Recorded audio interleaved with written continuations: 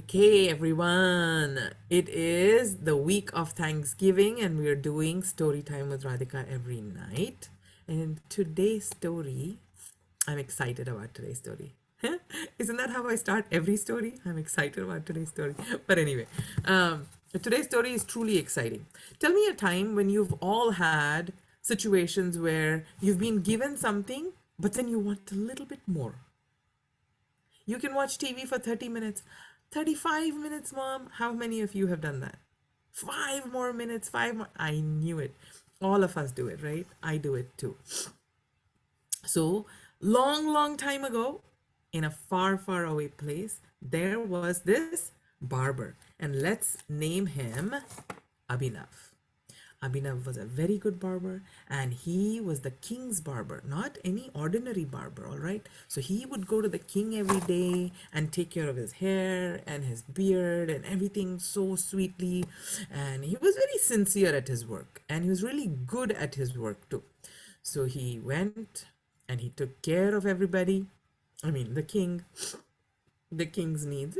Did very diligently. He would go and come back. He and his wife. That was about all his family was. He didn't have any children. He was very happy. He was very content. But one day, so the route that he had to take to the king's palace was he had to go through a forest to reach the palace. But one day, when he was walking along the palace, the in the forest road, he hears a voice. Would you like to be rich with a lot of gold and diamonds? And he was like, what? Where is this voice coming from? He looked here, he looked there, and Abhinav could not spot where the voice was coming from. He said, if you desire gold and diamonds and emeralds, you will find 7 jars of gold in your house by the time you reach it. Now, the minute Abhinav heard he's gonna have 7 jars of gold, his eyes was like bling bling, all big, and he was like, I wanna see the gold, I wanna see the diamond. And he starts running. He reaches home, huffing and puffing, and he opens the door.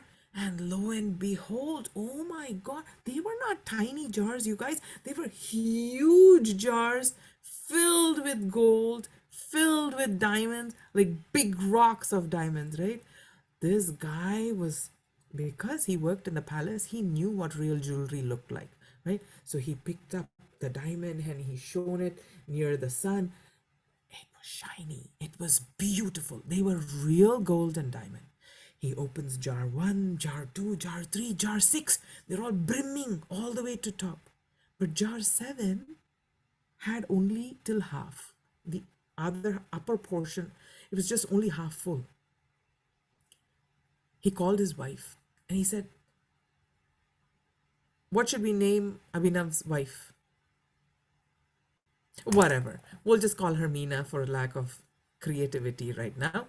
Anyway, so the wife comes and and he's like, Meena, have you seen? How come this jar has only a little bit?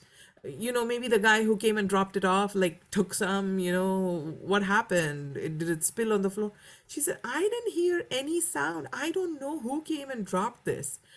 And then she says, but it's filled with gold and diamonds. Where did you get all this from? So then Abhinav sits down and aram se, very patiently he tells, but in a little bit of excited tone, he tells what had happened. That the yaksha, the divine angel or whatever, there was a sound and he said yes, and he came running. So then she says, I know what the problem is. You should have taken your time to come home. The divine angel that called out knew how long it takes for you to come home, and they were probably preparing. But because you ran, they didn't have enough time to fill the 7th jar. Now, oh my God, what do you think these two guys did? The husband and wife, Abhinav and Meena. They were like, oh my goodness, I should not have run. I lost half a jar of gold. And oh my goodness, both of them were lamenting like that, and they cried and they cried. Then finally, at 12 o'clock, they decided, okay, enough of crying. We can't cry anymore. There are no more tears. What we'll do instead is we'll see how we can make the money and fill the 7th jar with gold. Now, Abhinav, who was very content and who was very sincere, who went about his job of being a barber for the king, now became really restless. He was working two jobs. Not only did he work for the king, he started working elsewhere as well. And he was getting really frenzy and crazy. And, that's how it went. He, in fact, even went to the king and said, "My dear king, whatever you're paying me is not enough. Please increase my pay." So then the king increased his pay. Within 2 months, again, this man is asking, "Please increase my pay." Now the king was like, "What's going on?" The king knew all about him, right? He said, "You've been working for me for so long. I know you don't even have kids. What's going on? Did the yaksha meet you? Did that angel meet you and promise you the 7 jars?" Now the barber was like, "How did the king know about it?"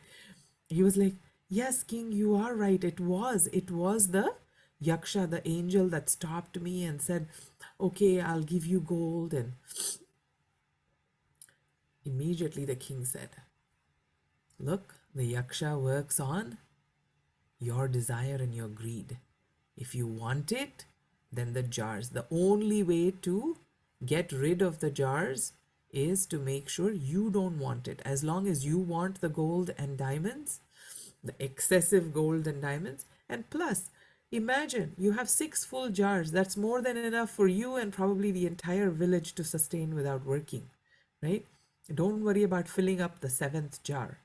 But when can you stop filling up the seventh jar? Only if you don't want it. So this man seems to have understood what needs to happen. And when he reaches home, he decides, yeah, the king was right.